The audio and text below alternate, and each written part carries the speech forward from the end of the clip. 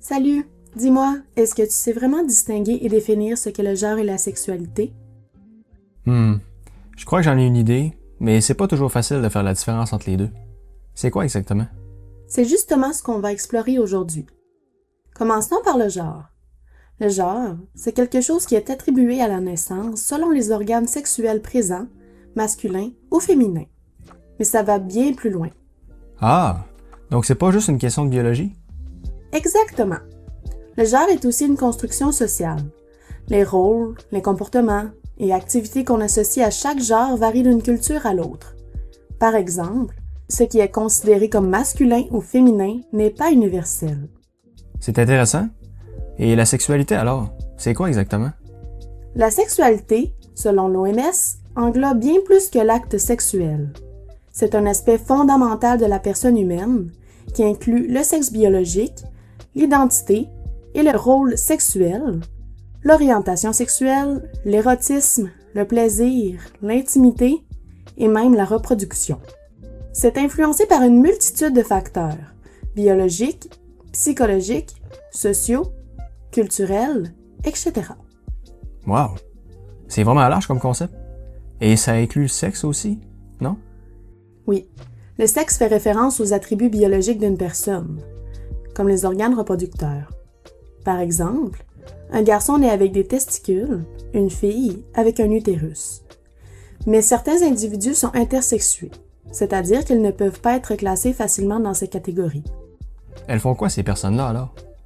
Une personne intersexuée choisira l'identité de genre qui correspond le plus à sa vision d'elle-même et à ses sentiments comme une personne non intersexuée le ferait. Ah, d'accord. Mais t'as bien dit l'identité de genre? Oui, l'identité de genre, ça fait référence à l'expérience personnelle et intime qu'une personne a d'elle-même en termes de genre. Ce n'est pas nécessairement binaire, homme ou femme. C'est un continuum qui peut évoluer avec le temps. Ok, si je comprends bien, c'est relié à la perception qu'on a de soi. Donc, ça peut changer selon les personnes et leur vécu? Exactement. Ah, c'est intéressant. Mais je me demandais aussi, qu'est-ce que ça veut dire les différentes lettres dans LGBTQ? C'est une excellente question. En fait, chacune représente une identité de genre ou une orientation sexuelle. L'ordre des lettres qui composent l'acronyme peut varier, mais la signification reste la même. Ah, d'accord. Les premières lettres signifient lesbienne, gay, bisexuel et transgenre. La lettre Q signifie queer ou en questionnement. Le chiffre 2 accompagné du S représente la bispiritualité. Il peut aussi être écrit 2E pour deux esprits. Le plus comprend les personnes qui indiquent leur appartenance à divers groupes sexuels et de genre et emploient d'autres terminologies. Cela signifie aussi que d'autres groupes peuvent s'ajouter. On retrouve aussi d'autres lettres qui peuvent parfois accompagner l'acronyme, comme le I pour intersexe et le A pour asexuel. Ah, je vois. En ce qui concerne les transgenres, peux-tu m'en dire plus? Le terme transgenre ou trans sert à désigner les personnes dont l'identité de genre ne correspond pas à celle du genre qui leur a été associé à la naissance en fonction de leur sexe. Une personne trans peut faire une transition d'un sexe à un autre au moyen d'hormones ou de chirurgie. Ah, c'est beaucoup plus clair maintenant. Mais dis-moi, le genre, ça s'exprime comment? L'expression de genre, c'est la manière dont une personne présente son genre au monde.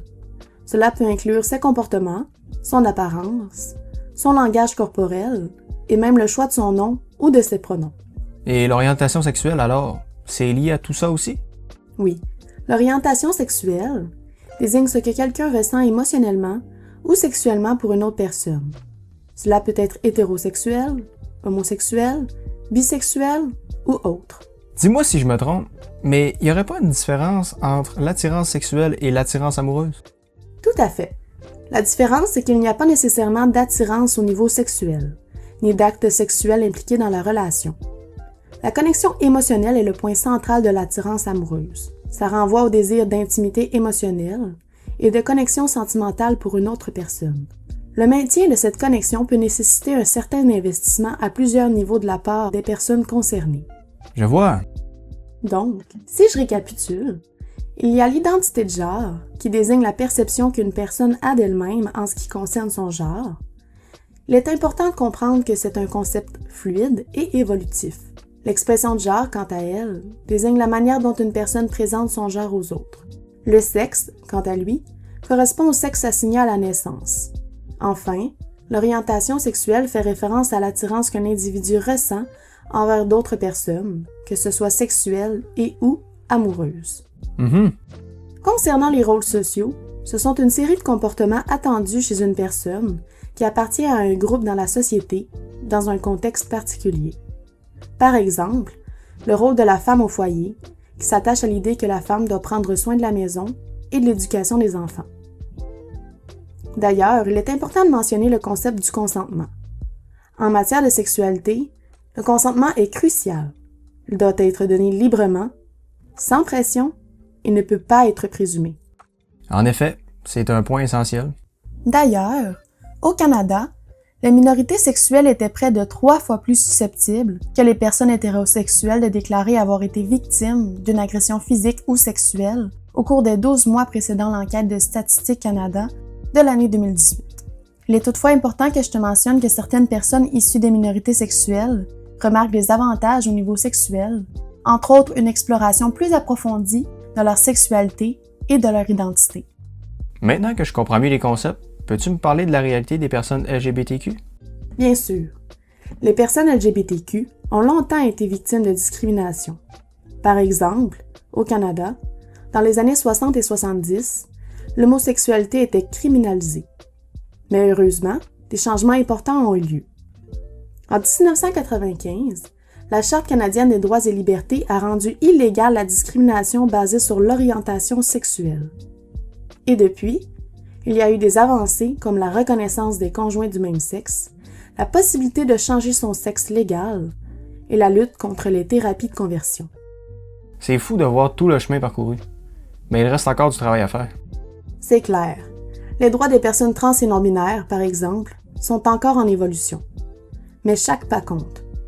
Et le plus important, c'est de continuer à écouter, à apprendre et à soutenir ceux qui font partie de la communauté LGBTQ. Merci pour toutes ces infos.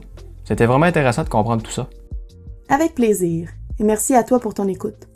On espère que ça t'a aidé à mieux comprendre le genre, la sexualité et la réalité des personnes LGBTQ.